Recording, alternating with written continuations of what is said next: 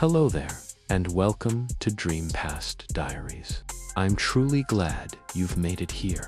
Maybe it's been a long day, or maybe you're the kind of dreamer who prefers to drift off to the sound of quiet thoughts and forgotten mysteries instead of counting sheep. Either way, tonight's story is yours to enjoy. You don't have to do anything now, just rest. Let your thoughts slow,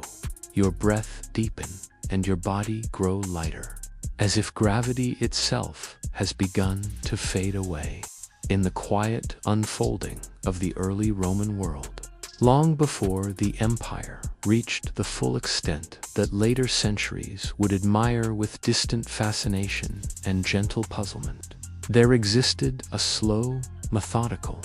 almost rhythmic process through which ideas, practices, and tiny evolutions of daily life gradually intertwined to form what we now look back upon as the advanced technological underpinnings of Roman society. And when we speak about these developments in a calming, sleep-evoking manner, it helps to picture not the grand battles or political shifts often associated with Rome, but the small, almost invisible adjustments in everyday habits. The soft rustling of linen garments against stone floors, the muted scraping of wooden tools on clay surfaces, and the steady, unhurried routines of citizens who moved through their days, unaware that future historians would spend so much time contemplating the things they considered ordinary. And as we drift slowly into this world, we find ourselves observing a gentle morning scene along the outskirts of a modest Roman settlement, where the sun rises not with drama, but with the dependable consistency that mirrors the Roman approach to technological refinement. The pale gold light spreading across red-tiled roofs and quiet courtyards, illuminating the faint traces of dew on simple mechanical tools that lie neatly arranged near workshops. Tools that were not extraordinary in their singularity, but remarkable in how they contributed, drop by steady drop, to the sophisticated system that made Rome's infrastructure so admired. There is something soothing about understanding that the Romans did not invent complexity in sudden bursts of inspiration, but in the long, gradual accumulation of mundane improvements, such as the way their roads were shaped layer by layer, with gravel and sand and stones organized with careful repetition, creating surfaces that, while engineered with purpose, felt almost like nature itself had quietly collaborated with them. And as we watch these quiet workers, early road builders, who woke before sunrise, warmed their hands over low coals, and exchanged simple greetings before proceeding with tasks they had done for years, we notice that their movements carry no urgency, just measured patience, like a long exhale stretched across decades. The same can be said for the aqueducts, whose faint trickle we might imagine in the distance, not roaring or dramatic, but steady, like a long, soothing whisper following its carved stone pathways toward the homes and fountains of the settlement. The water flowing not with excitement, but with the calm certainty of a system designed to endure. And one can almost hear the subtle echoes of droplets gathering in basins, forming gentle ripples that reflect not just sunlight, but the quiet craftsmanship of countless anonymous workers who shaped each stone, aligned each piece, and tested each incline by watching how water behaved when guided with patient hands. And as we drift deeper into this historical haze, we begin to appreciate how Roman technology was not about creating the spectacular, but about the predictable comforts that made daily life feel secure. from the evenly spaced bricks in their heated bathhouse floors, warmed by the soft sigh of the hypocaust system beneath, to the uniform pottery used to store grains, oils, and wines. Each vessel shaped with the same slow rotations of the potter's wheel, each curve formed with the same gentle pressure of hands that had repeated the motion thousands of times, creating a mesmerizing monotony that seems almost perfect for lulling the modern listener toward rest. And as we imagine a Roman scribe sitting with a wax tablet documenting measurements, inventories, or mundane notes about delivery schedules for bricks or timber, his stylus moving in tiny, deliberate strokes, we begin to sense how technology in Rome was woven into every corner of life, not as bursts of brilliance, but as quiet companionship, ever-present backdrop of tools and methods that allowed the community to move at a steady, predictable pace. And when the scribe pauses, dips a cloth in oil, and gently rubs the wax smooth to reset the surface for tomorrow's entries, it is easy to feel as though time itself is smoothing out under his touch, eras blending together with the same slow, circular motion. Meanwhile, in another corner of the settlement, a group of craftsmen examine a simple gear mechanism used in mills, fingers tracing the wooden teeth worn down by years of gentle rotation. The sound of the millstone is soft, even grinding, creating a droning rhythm that seems almost designed to put observers at ease. And as they discuss whether to reinforce one part or replace another, their voices low and unhurried, we realize that even these early machines were tended to with a kind of domestic familiarity, treated less like feats of engineering and more like household companions, an idea that adds to the soothing atmosphere of this quiet reconstruction of Roman innovation. Even the humble Roman lamp, filled with oil and fitted with a linen wick, offers a technological comfort that we often overlook, because as evening slowly settles over this imagined settlement and the air cools with the same predictable softness that has accompanied countless nights before, the lamps glow with warm, steady light, not flickering excessively, but holding a calm flame that illuminates clay walls, woven baskets, and wooden benches with a kind of ordinary serenity, making the setting feel timeless and gently unchanging. And as we drift even deeper into this landscape,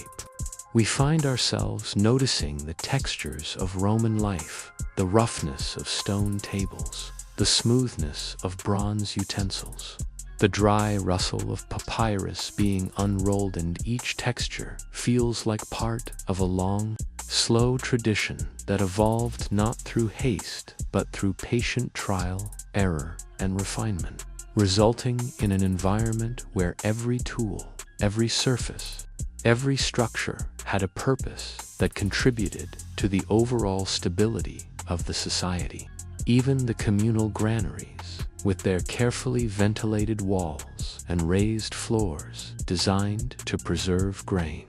reveal a subtle understanding of airflow and moisture control, not taught in dramatic moments, but learned through generations of quiet observation.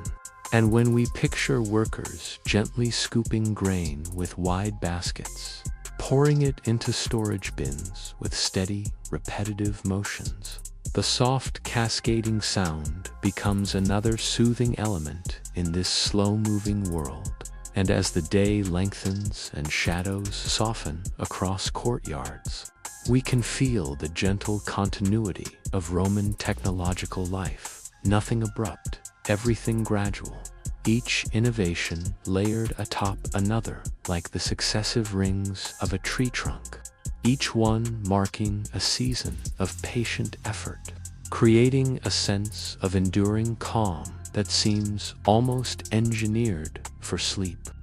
And as we leave this first chapter, we carry with us not the awe of grand inventions, but the soft, comforting acknowledgement that Roman technology was, at its core, a slow and steady companion to the people of its time, shaping their world with quiet persistence rather than spectacle.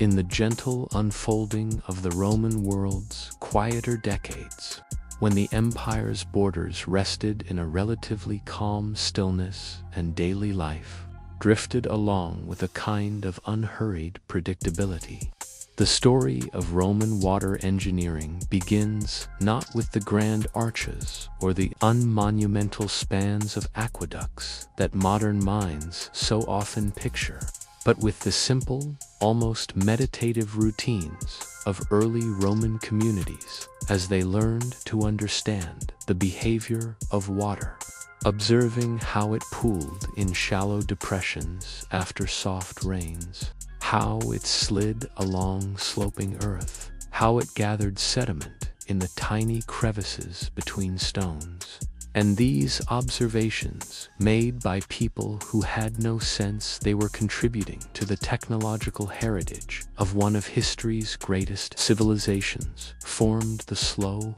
foundational knowledge that eventually matured into the sophisticated hydraulic systems Rome became known for. And if we imagine a small hillside settlement in the early centuries, where morning begins with a cool, pale light that turns the landscape into a faint wash of muted tones, we might picture a few workers stepping carefully along packed dirt paths, carrying simple clay vessels to gather water from natural springs, their movements unhurried, their sandals brushing gently against the earth, the air filled with the mild scent of damp soil and crushed leaves. And as they bend to collect water, we notice the patient way they wait for the vessel to fill, the calm reflections of their faces shimmering in the slow-rising liquid, suggesting that their sense of time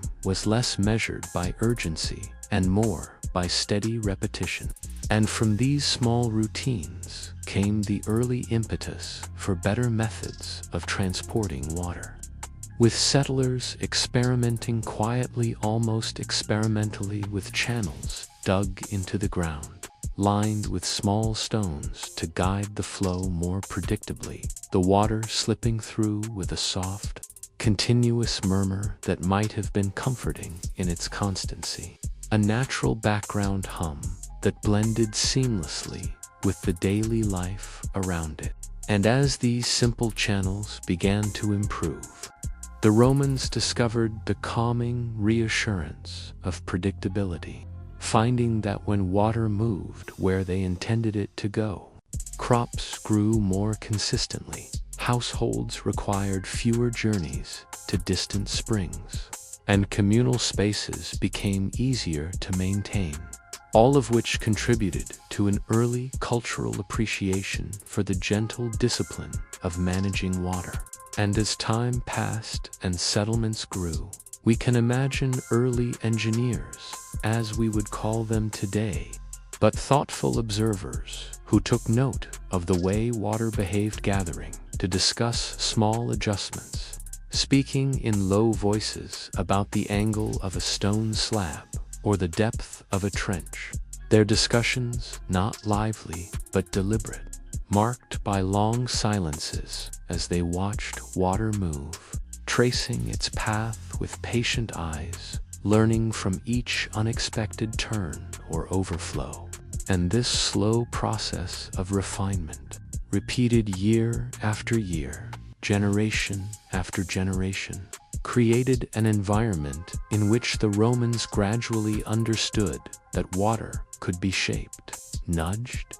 and encouraged, not forced, and that its cooperation depended on a deep respect for its nature. And eventually, as these early experiments stabilized into reliable, small-scale systems, the Romans began to expand their hydraulic thinking outward, constructing the earliest precursors to aqueducts. Not the towering structures of later fame, but modest, elevated channels supported by wooden beams or small stone footings. Each addition built slowly, with long pauses between stages, as the community observed how the structure behaved in changing seasons. Whether the winter chill caused cracks to form, or whether autumn leaves clogged the flow, and this long, calm cycle of observation and improvement forms the heart of Roman water engineering's growth. A growth not propelled by ambition or grandeur, but by the patient desire for consistency in daily life. And as we picture the evolution of these systems into larger aqueducts, it is important to imagine them not as massive engineering feats rising suddenly from the earth, but as the quiet, careful work of countless hands over many decades, carving stone blocks with repetitive motions, smoothing surfaces with soft, rhythmic strokes, aligning each block with the next to allow water to glide across them with the gentlest of gradients, so minimal that the flow appeared almost still to the eye. And in this stillness lies a kind of hypnotic comfort, the water traveling miles without hurry, guided only by the earth's subtle tilt and the Romans' patient craftsmanship.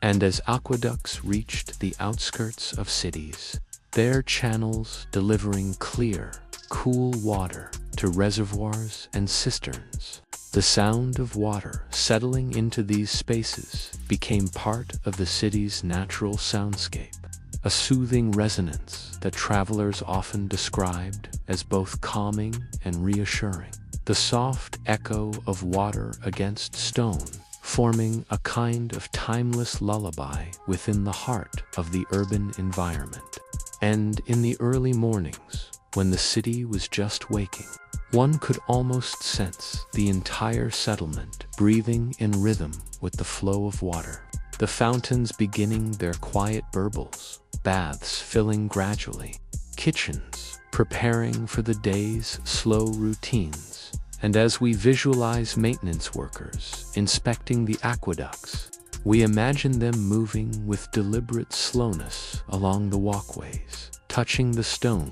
to feel for moisture, listening not for dramatic signs of distress, but for the slightest irregularity in sound or feel. Their job demanding more patience than strength, requiring them to simply be present, attentive, unhurried, and this commitment to steady, mindful care created a technological culture that prized longevity and calm stability over novelty. And perhaps the most soothing aspect of Roman water engineering was the way it integrated seamlessly into daily life, not as a spectacle, but as a gentle facilitator of comfort, bringing the warmth of the bathhouse, the cleanliness of the household basin, the refreshment of public fountains, and the quiet reassurance of steady irrigation to the community, all of which contributed to a world where the dependable presence of water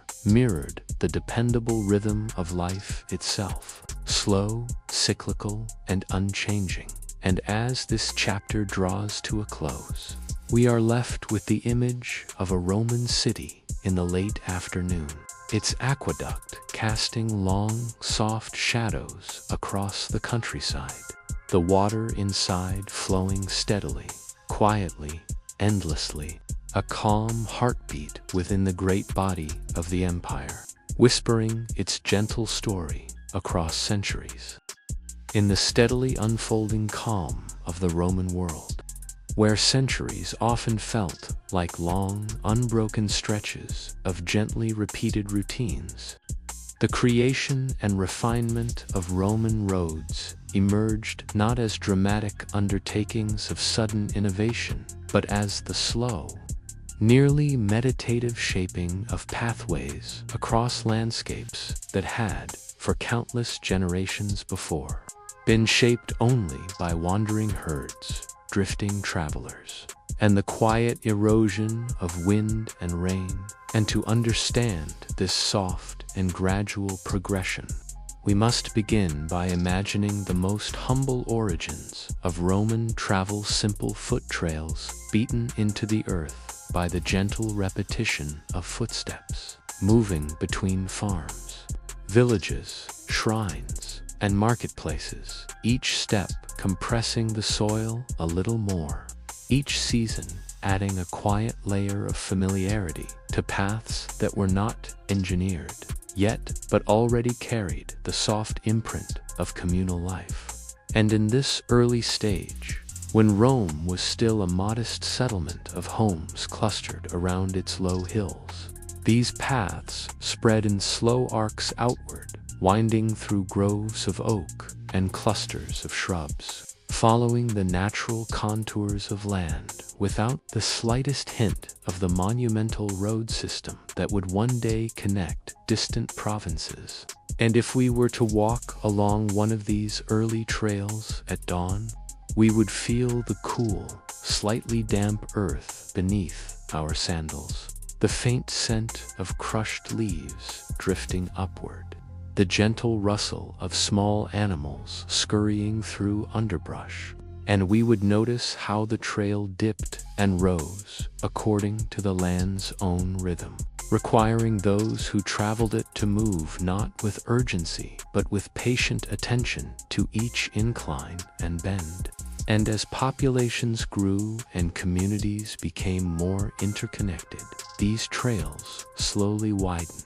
dirt compacting under the hooves of animals and the wheels of simple carts, the edges marked not by intentional design, but by the gradual wearing away caused by repeated movement. And there is something soothing about imagining a world where infrastructure takes shape not through rapid construction, but through long, gentle repetition, the same individuals walking the same paths day after day, season after season. And even when the earliest Roman leaders began to recognize the usefulness of more formalized routes, the first attempts at improving the paths remained modest, involving the clearing of obstructing stones, the trimming of wayward branches, and the quiet effort of leveling small patches of uneven ground, all done with a kind of domestic practicality rather than engineering ambition. And it was only after generations of such incremental improvements that the Romans began to envision roads as deliberate creations rather than natural byproducts of movement. And even then, the process remained slow and methodical, beginning with the careful surveying of terrain, the surveyors walking the land with measured steps, studying the angle of a slope, the firmness of soil, the direction of seasonal winds, all while marking the intended path not with grand gestures, but with small stakes pressed gently into the ground, symbols not of swift construction, but of gradual intent. And once the course was determined, the real work began, not in a burst of frenzied labor, but in the long, steady rhythm of hands lifting stones, shovels turning soil, baskets carrying gravel, and men tamping layer upon layer of material with a calm, repeated motion that must have felt almost like a meditative exercise, their breaths matching the tempo of their tools, the sound of progress becoming a muted chorus of thuds and scrapes that blended naturally into the quiet countryside. And as we picture this process unfolding across weeks and months, we begin to understand that Roman roads were not remarkable solely because of their durability or their alignment, but because of the gentle patience that formed them,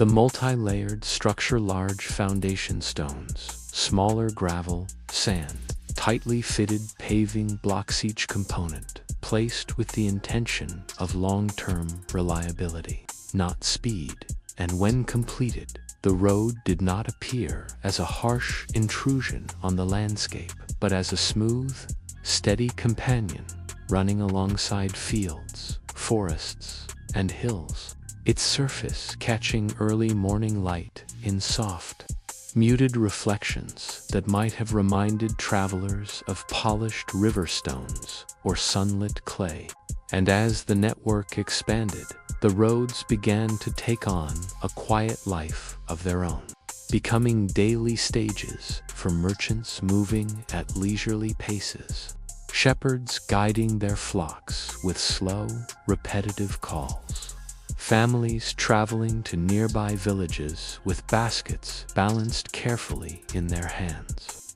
and official messengers riding at a pace that, despite the importance of their duties, still carried the inherent steadiness of the road beneath them. And with each passing day, the roads settled more firmly into the land, their surfaces smoothing under the weight of innumerable footsteps, their edges growing soft where grasses crept back in gentle waves, blending engineered structure with natural growth. And even the small details along the roadside carried a kind of sleepy charm, milestones carved with simple inscriptions, their letters worn by sun and rain, standing like quiet guardians marking the passage of distance. Drainage ditches that collected water with soft, trickling sounds. Occasional stone benches where travelers rested, eating bread or fruit in unhurried silence, while watching the landscape shift in slow breezes. And as we continue to imagine these elements, the roads become not just routes of travel, but calm, steady arteries through which the life of the empire flowed.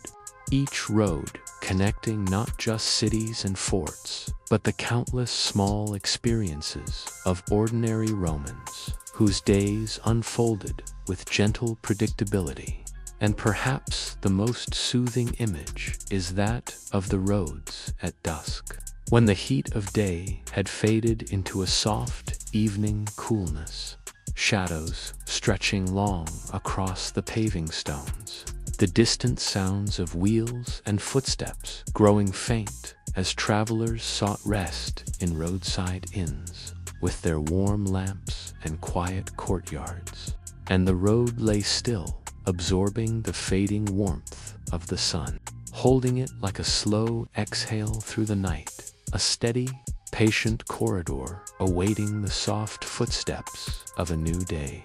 And as this chapter settles into its closing moments, we are left with the understanding that Roman roads, though often praised for their engineering brilliance, are just as meaningful for their serene constancy, their slow formation, and their quiet devotion to connecting people across time and distance, becoming silent witnesses to generations who passed along their surfaces with the same unhurried rhythms that shaped them in the first place. In the gentle, unhurried rhythm of Roman life, where the passing of hours often felt like a soft unfolding of familiar routines rather than a march of urgent obligations, the Roman bathhouse emerged as one of the most quietly beloved and steadily refined institutions, not because it offered excitement or grandeur, but because it provided a place where the ordinary citizen could step into a slow, soothing environment shaped by warm air, softly echoing chambers, and the comforting predictability of daily rituals. And to understand this world in the calming, sleep-inducing way history sometimes allows, we might begin by imagining the earliest forms of Roman bathing. Long before the elaborate complexes of marble halls and vaulted ceilings became common, When people bathed in simple facilities attached to private homes or modest public rooms where water was heated over small fires, steam rising in thin threads through the air, and individuals washed themselves with gentle, repetitive motions, rubbing oil into their skin, scraping it away with curved strigils, the soft scrape creating a rhythm that echoed faintly through quiet spaces, a rhythm that would, over centuries, develop into the slow heartbeat of Roman social life. And as we move forward into the period when public bathhouses grew into more structured and communal establishments, it becomes easier to imagine the soft lull of voices drifting across stone floors, the subdued steps of bathers entering the apoditerium, the changing room, where shelves and niches held garments folded with unhurried care, sandals placed in small rows along the walls, and the air carried a mild scent of warm stone mixed with oils pressed from olives and herbs, creating an aroma that must have felt familiar and quietly comforting to generations who visited daily. And from this room, bathers would move in a slow, deliberate procession into the tepidarium, the warm room where the air wrapped around the body like a gentle embrace, inviting muscles to relax and thoughts to soften. And one can imagine how the muted glow of light filtering through small windows, softened by the steam that drifted upward in calm, wavering patterns, created an environment where time felt almost suspended, where conversations unfolded at an unhurried pace in low, murmuring tones, and where individuals sat on smooth benches warmed by the hypocaust system beneath the floor, a heating method that itself was a testament to Rome's quiet, persistent engineering, a system of raised platforms and hollow spaces through which warm air flowed, not forcefully but steadily, bringing a gentle, consistent heat that required constant tending by workers who labored in the background, feeding small fires with bundles of wood, monitoring the temperature, and carrying out their tasks with the same steady patience that characterized so much of Roman daily life.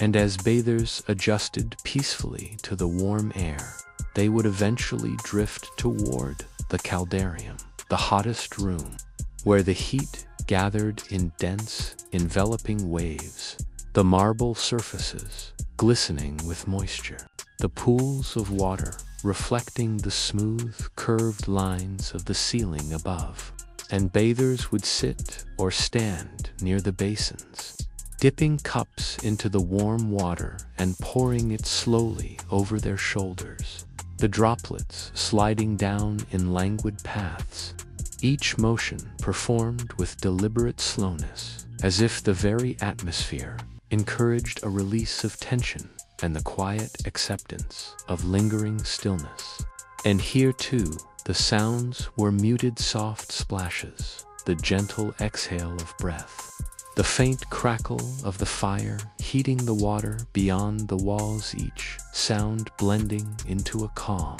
rhythmic background that no doubt lulled many minds into a state of restful thought. And after lingering in the warm or hot rooms, bathers often moved into the frigidarium, the cold room,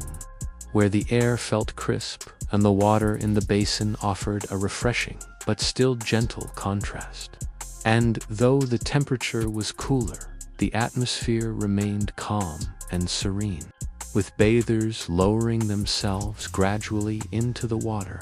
letting the coolness settle slowly against their skin. And even this moment, which today might be imagined as brisk or abrupt, carried a kind of Roman softness in the way it was approached, not as a jolt but as a slow rebalancing, a quiet closing of the bathing cycle, preparing the body for the shift back into the ordinary rhythms of life beyond the bathhouse walls. And as we imagine the bathhouse's architecture, with its arches, pillars, and expansive yet gently lit rooms, we also picture the steady routines of the workers who maintained the building, sweeping floors with brushes made from bundled reeds, collecting used oil, tending fires that needed constant feeding, and repairing cracks in tiles caused by shifts in heat.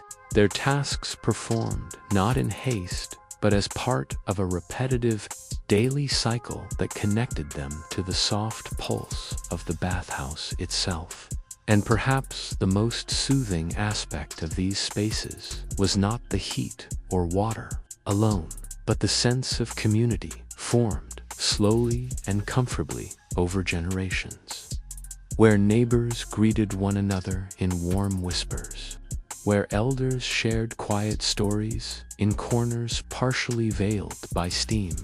where merchants rested after long walks on sunlit roads, and where both wealthy and humble citizens found themselves in the same calming environment. Distinctions dissolving in the shared simplicity of warm water and gentle silence. And the bathhouse, in its full activity, might seem lively to a modern observer, but to those who lived within its rhythms, it was likely experienced as something consistent, predictable, and deeply restful, a daily sanctuary where minds drifted between soft thoughts, where the warm stones underfoot grounded emotions, where the echo of dripping water or the hush of moving steam settled into the subconscious like a slow,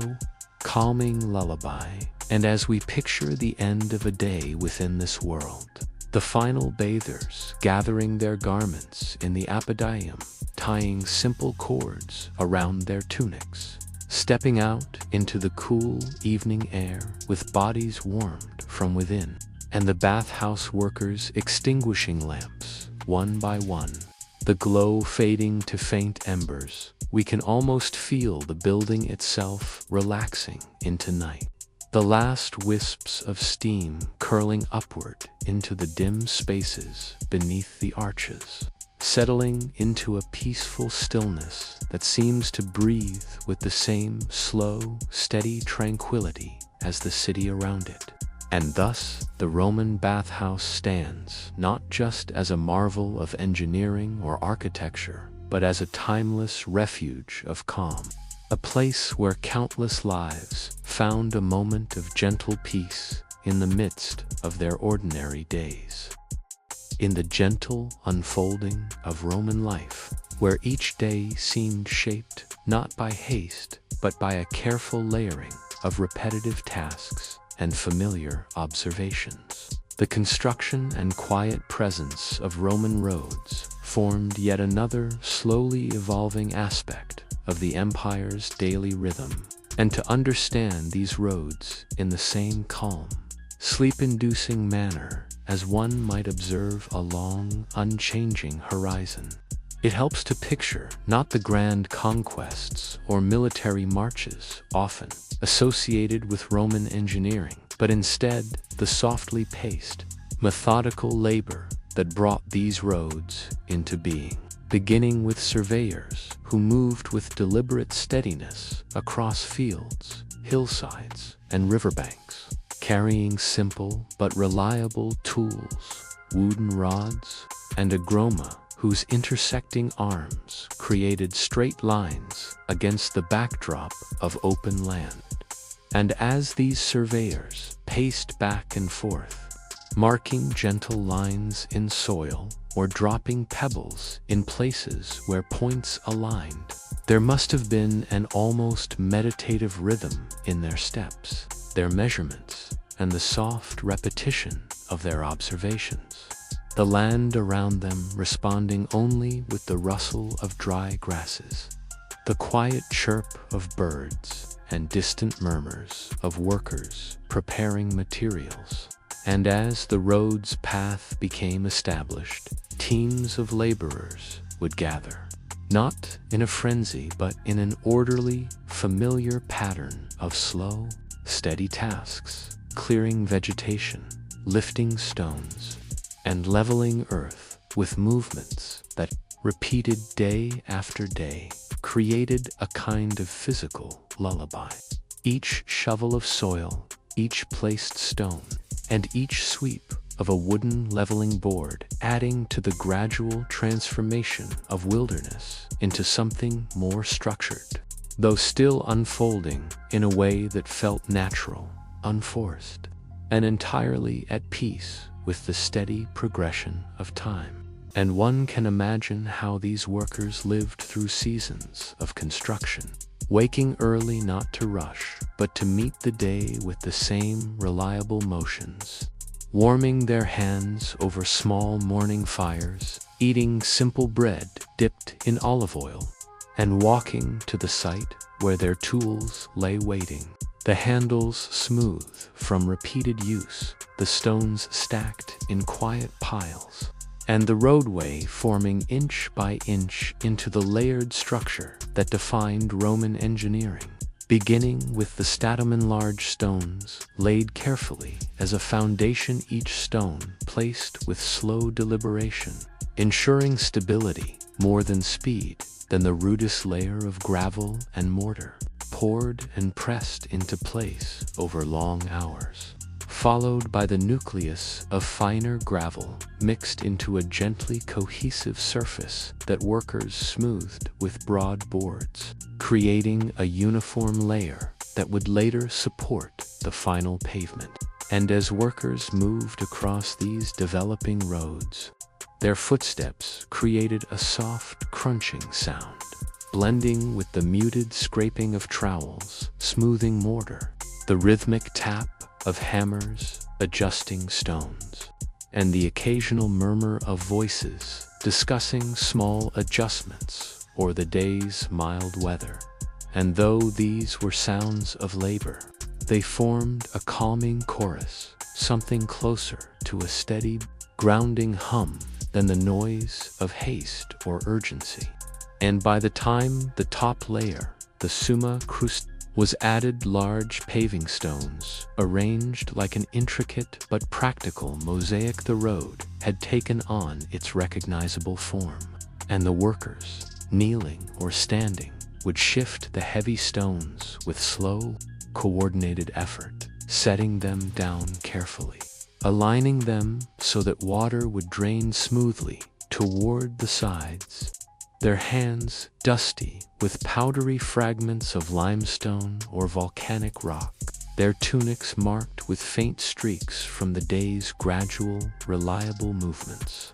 And once the road stretched across fields or hills, connecting villages, farms, and cities, it quietly became part of Roman daily life, not as a grand symbol of empire, but as a constant, unchanging presence used by countless ordinary people, farmers leading donkeys burdened with baskets of figs or bundles of wool, travelers walking at calm, unhurried paces between towns surrounded by vineyards and olive groves, merchants carrying goods wrapped in cloth or stored in clay jars, and children trailing behind their families, lightly scuffing their sandals along the edges of the stones, leaving faint marks that would fade with the evening wind. And in this slow flow of movement, the roads absorbed the quiet essence of the people who used them.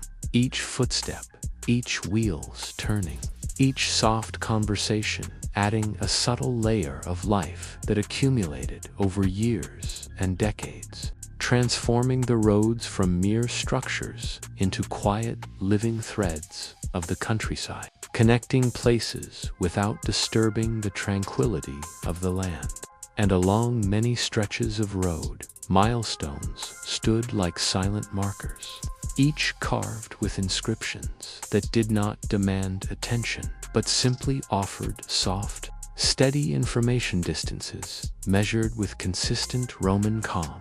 Names of emperors written in deliberate strokes, and subtle reminders that the builders of the road had worked with patient hands, guided by long traditions. And the rest points along the way, small inns, shaded rest areas, wells, and watering troughs became places where travelers could pause in peaceful silence, drinking cool water, tending to animals, or simply resting beneath the shade of trees whose leaves shifted gently in the mild breeze, casting dappled patterns on the stone surface of the road. Patterns that changed slowly through the day as the sun moved in its familiar arc. And even at night, when lamps flickered softly in nearby settlements,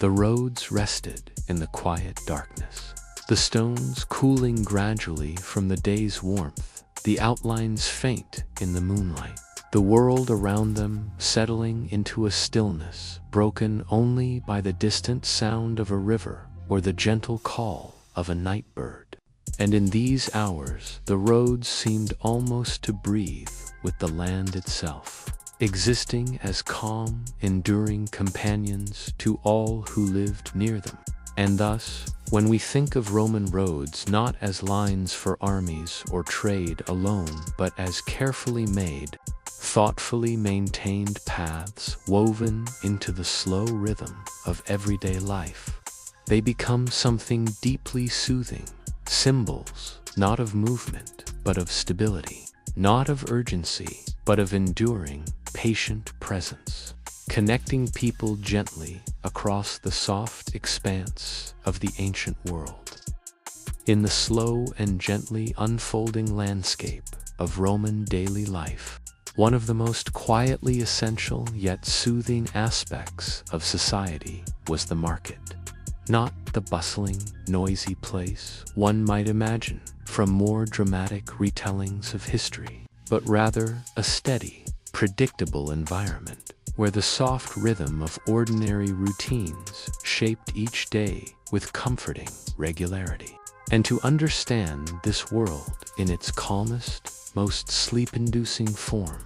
we might picture the early morning hours when the sky still held the pale remnants of dawn, and merchants arrived at their accustomed spots with measured steps, carrying baskets, clay jars, wooden crates, and woven sacks filled with goods gathered, prepared, or crafted over the previous days. Each merchant setting up in nearly the same way as always, placing goods on simple tables or cloths spread slowly over smooth stones, adjusting items with gentle, repetitive motions until they felt a familiar sense of readiness. And as these preparations continued, the air filled not with loud calls or hurried movements, but with a soft, layered murmur-light footsteps, the faint rustle of fabrics, the muted clink of pottery settling into place, and the quiet exchanges between merchants greeting one another with mild phrases spoken in low tones, their words drifting like warm, slow-moving air across the square. And as the market gradually opened, the first visitors arrived in a similarly peaceful procession, walking with unhurried strides down streets paved with worn stones, sandals brushing lightly against the ground, the outline of their tunics swaying softly with each step. And when they reached the market, they began to browse not with hurried glances, but with patient, lingering attention, pausing to examine items in a way that suggested a comfortable familiarity with every stall the baker whose loaves cooled on wooden boards, releasing a warm, earthy scent of grain that mingled with the mild sweetness of honey cakes. The potter, whose hands, still faintly dusted with clay, arranged cups and bowls of various sizes, their surfaces smooth with gentle curves and earthy tones. The olive seller who displayed jars filled with pale golden oil, the glass catching the light in soft reflections. The herb gatherer whose bundles of dried leaves and flowers released delicate fragrances of rosemary, thyme, mint, and bay, scents that rose in subtle wisps whenever a breeze passed through the square. And as different shoppers drifted among the stalls, they engaged in conversations that flowed without urgency, speaking about the day's weather, recent harvests, or the state of the roads leading in from nearby villages, their voices warm and steady, blending with the environment in a way that made the market feel more like an extension of home than a place of business. And children, who accompanied their parents with quiet curiosity, wandered gently between stalls, tracing fingers along the edges of carved wooden toys or small bronze trinkets, listening with drowsy attentiveness to the merchants who explained their wares in rhythmic, almost lulling tones, describing how certain items were made, where they came from, or how they might be used in daily life, while elderly citizens rested on low stone benches along the market's perimeter, observing the scene with soft, contented gazes, hands folded loosely in their laps, as if enjoying the simple continuity of the world unfolding before them. And as the sun rose higher, casting a warm, diffuse light across the market square, the soft shadows shifted gradually, stretching and shrinking with a gentle inevitability that mirrored the slow passage of time itself. And workers from nearby workshops or farms arrived to make their necessary purchases: coarse cloth for mending garments, small tools for tending fields, or simple foods like cheese wrapped in linen, figs stacked neatly in small piles, or dried fish preserved in salt. Calm manner as everything else in this environment. And at the edges of the market, water sellers ladled cool water from clay jars into small cups for passersby, the water glinting briefly in the sunlight before being sipped in slow, refreshing gulps. While scribes, seated at narrow wooden tables, wrote letters or recorded transactions for those who needed assistance with writing,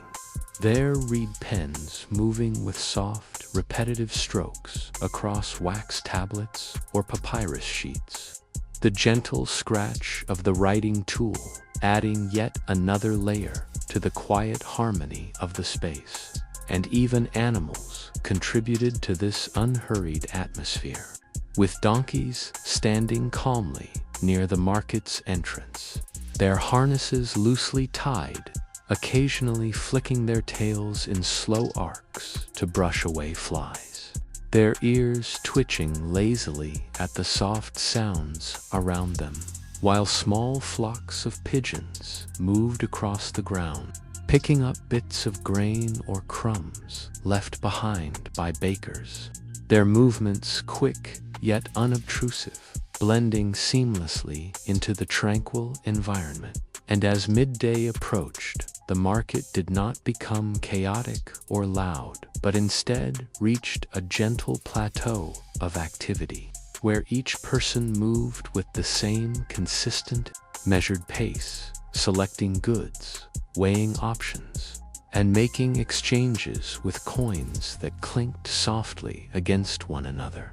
Merchants wrapping items in cloth with motions that seemed almost ritualistic in their repetition. Each movement performed countless times before and destined to be performed countless times again. And eventually, as the sun began its leisurely descent, the market slowly transitioned into its closing rhythm, visitors drifting away with baskets filled in calm preparation for the evening meal,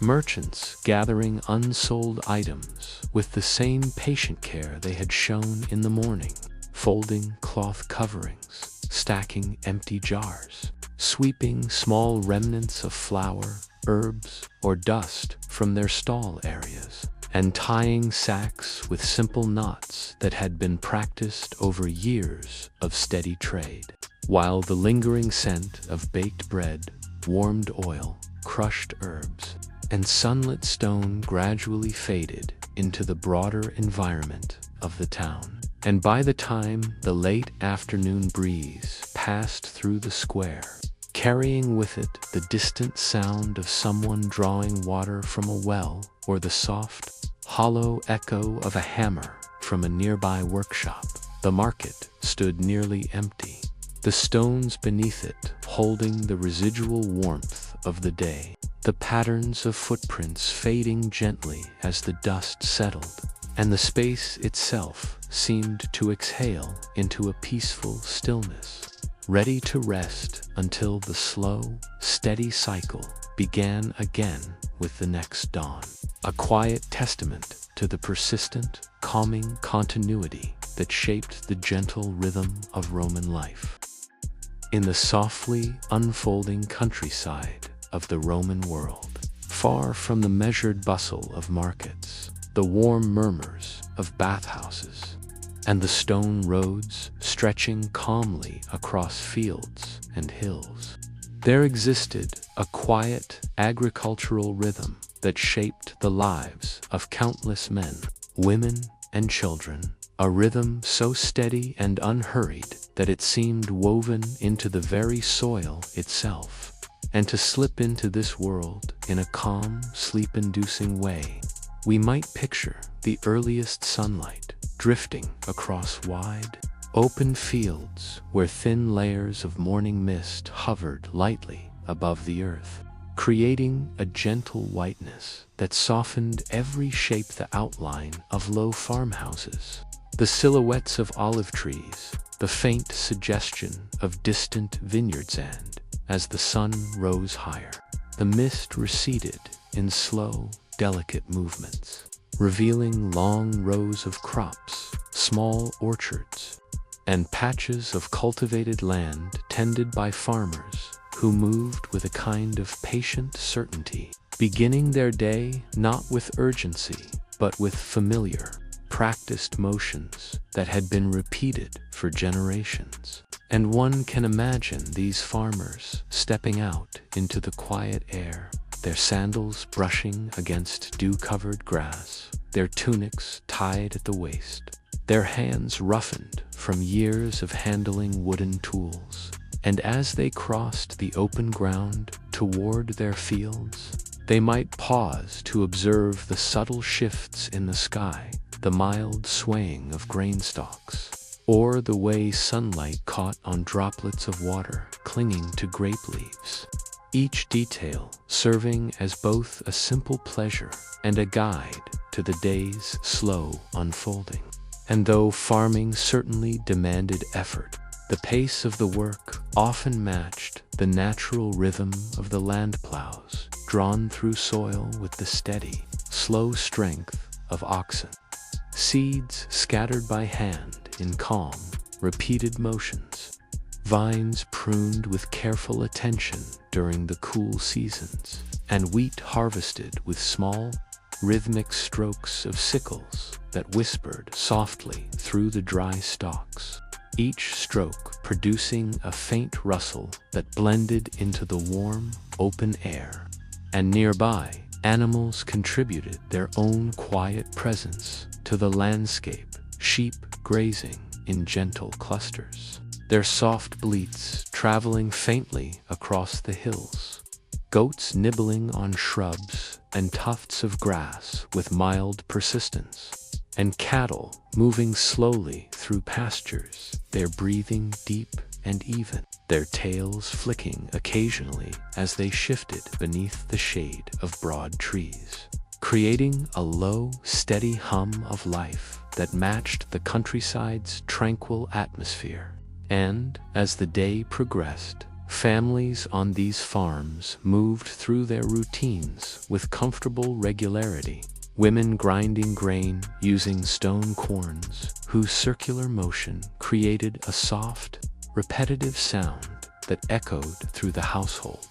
Children helping gather figs or olives into woven baskets, their small hands moving carefully among branches heavy with fruit. And elders sitting in shaded courtyards, weaving simple baskets, mending worn garments, or offering quiet observations about weather patterns, soil conditions, or the timing of seasonal shifts that only long experience could teach. And the farmhouses themselves carried an atmosphere of gentle stability, structures built from stone, mud brick, or wood, with roofs lined with tiles that warmed under the midday sun. Their interiors cool and dim, containing clay storage jars filled with grain, olives preserved in brine, dried herbs hanging from beams, and modest furniture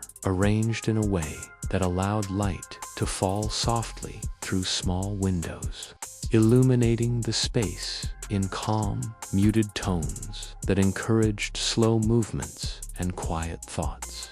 And outside, the courtyards often contained small gardens where herbs such as thyme,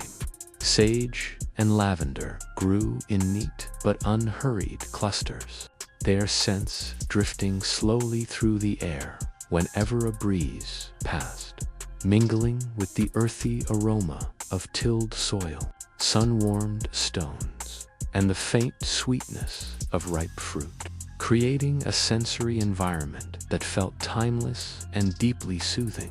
And throughout the countryside, olive groves played a particularly central role, with trees that twisted gently toward the sky, their leaves shimmering silver green when brushed by sunlight. And during harvest seasons, families moved calmly among the trunks, spreading cloths beneath the branches and loosening olives with steady taps of wooden poles, the fruit dropping with soft, dull thuds onto the waiting fabric, a sound that repeated with comforting regularity throughout the day, after which the olives were gathered, washed, and slowly pressed to produce oil whose warm, golden glow captured the softness of the land itself. And vineyards, too, contributed to this gentle rhythm, with rows of grapevines stretching in quiet patterns across hillsides, their leaves rustling softly as farm workers tended to them through season-dying vines, trimming leaves, and later harvesting grapes by hand, placing them into baskets that filled gradually with clusters heavy with juice, their surfaces dusty with a faint, natural bloom. And these grapes, once collected, would be taken to small presses where laborers crushed them underfoot or with wooden beams, the juice flowing into containers with a steady, tranquil sound that echoed faintly within the stone rooms of the farmhouse. And when the midday sun grew warm, families often paused their work, gathering in shaded spots beneath pergolas or trees, sharing simple meals of bread, cheese, olives, and fruit, their conversations drifting lazily as they rested and observed the fields around them, noticing small details, the way shadows shortened as the sun climbed, the distant shapes of birds gliding over the fields, the nearly imperceptible movement of clouds across the sky-end. In these moments, the Roman countryside felt suspended in a kind of peaceful stillness that embraced both the land and its people. And as the afternoon unfolded with the same steady calm, the work rhythm resumed, not with intensity, but with patient repetitions, spreading manure across fields, guiding oxen slowly along rows, gathering bundles of herbs set aside to dry, repairing small sections of stone walls that bordered property lines, or checking irrigation channels that fed water to thirsty plants. Each task performed with a quiet acceptance of the day's natural pace. And toward evening, when the sunlight softened into warm, amber tones and the air grew cooler, animals returned to their shelters. Farm tools were washed and set aside, and smoke rose gently from hearth fires as families prepared modest meals. The fragrant steam drifting through doorways and mingling with the quiet murmur of evening insects beginning their nightly chorus, creating a soothing environment filled with soft, familiar sounds. And as darkness settled across the landscape, the countryside itself seemed to rest, the outlines of hills growing indistinct, the fields lying in peaceful stillness, the stars appearing one by one in the quiet sky,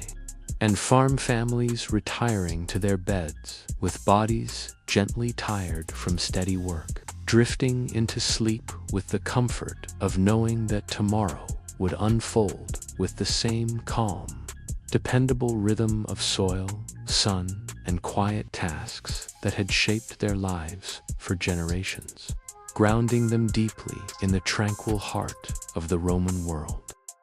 It was only after the last quiet remnants of Chapter 7's drifting unease had dissolved into the stillness of the corridor behind me that I stepped into the slow, heavy breath of the new chamber, its ancient air wrapping around me like a faintly trembling veil of forgotten centuries. And as I moved forward with careful, tired steps, I felt again that strange, low vibration beneath the soles of my boots, a gentle pulse rising from the stone floor as though the entire structure were a living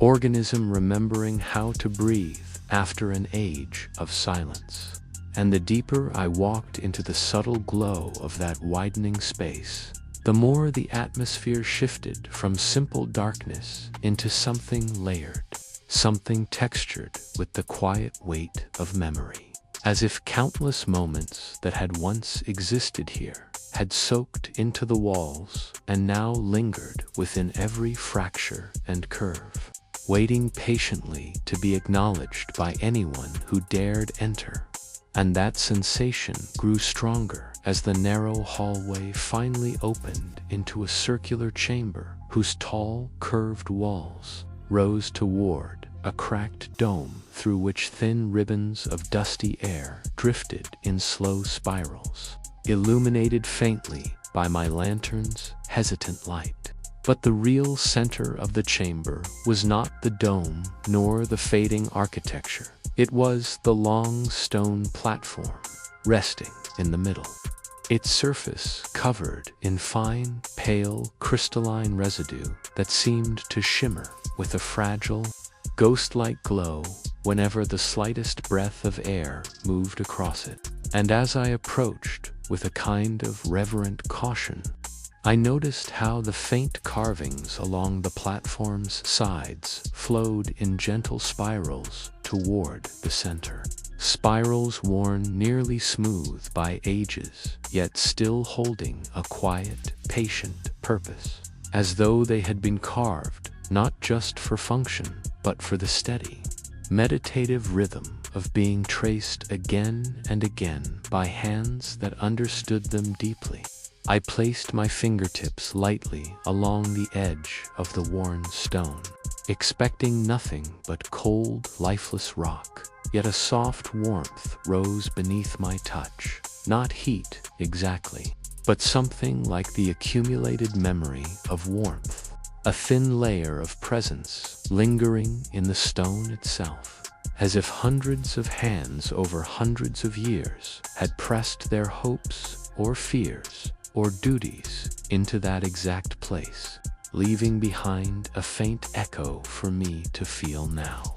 And that subtle sensation made my breath slow, made my thoughts drift, made my heartbeat match the gentle vibration rising from the chamber floor, aligning into a slow, hypnotic rhythm that felt older than the walls, older than the carvings, older than the lingering silence itself. And as my eyes closed, not out of intention, but out of instinct, I felt a flicker of something that was not quite a vision, but not quite imagination either. A half-formed memory rising from deep within the stones, showing vague silhouettes of figures gathered around this platform long ago, their bodies swaying slightly with exhaustion or ritual, their faces hidden in shadows or distance, their hands lowering something wrapped in cloth or light or both into the carved center. And though I could not decipher the meaning of the moment, the weight of it pressed gently into my chest with a soft, inevitable gravity, telling me without words that this place had not been built to imprison or protect or warn, but to remember, to hold a memory so vast and quiet and deeply woven into the foundation of this forgotten place that even time itself seemed to move more slowly here, more carefully. When I opened my eyes, the chamber did not seem different.